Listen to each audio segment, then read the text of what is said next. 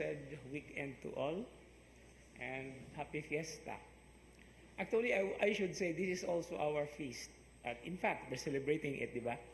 But the thing is, what St. Matthew represents for each and every one of us is basically within the context of what it means to be called as a disciple or one who follows the Lord. And then in this following, actually, there are many beautiful ways of describing, especially the nomenclature, the study of the name of Matthew.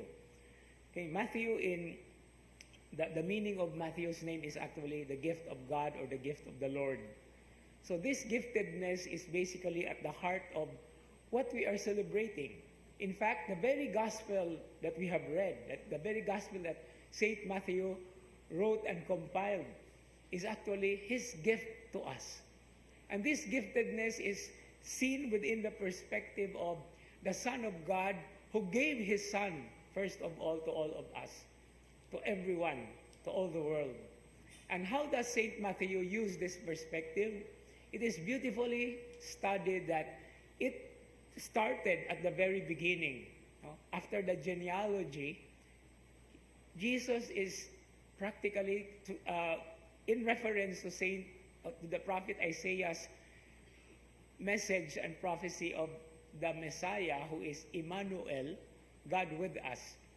Okay? And at the end of the Gospel of St. Matthew, when Jesus ascended to heaven, he reminded the disciples and all of us that I will be with you even at the end of the consummation of the world. So this ever-present God, who is very much at the very heart of our giftedness as well, is the very reason why we are constantly called to follow. Despite our wickedness, our weaknesses, and even our forgetfulness, Jesus constantly calls us to follow him.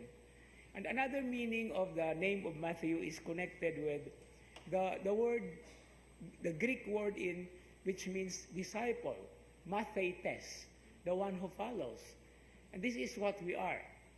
But the giftedness and being followers of the Lord, in time perspective, since then, since time immemorial, and since our time now, and even up to the end, always has greater challenges. For what reason?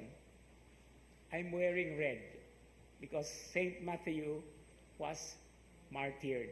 He died on the sword in Ethiopia. And this is always the significance of what it means to follow the Lord. Because we are not following a Lord who did not offer himself, who did not sacrifice for us. And this is also the same meaning and significance and challenge, most of all, that to follow the Lord is actually to bear witness. Just like the responsorial psalm telling us, their words have gone out through all the world. Words and deeds, deeds and actions, actions and desires, these are all part and parcel of what it means to become a follower, a disciple of the Lord, and his witness to the end of the world. Amen.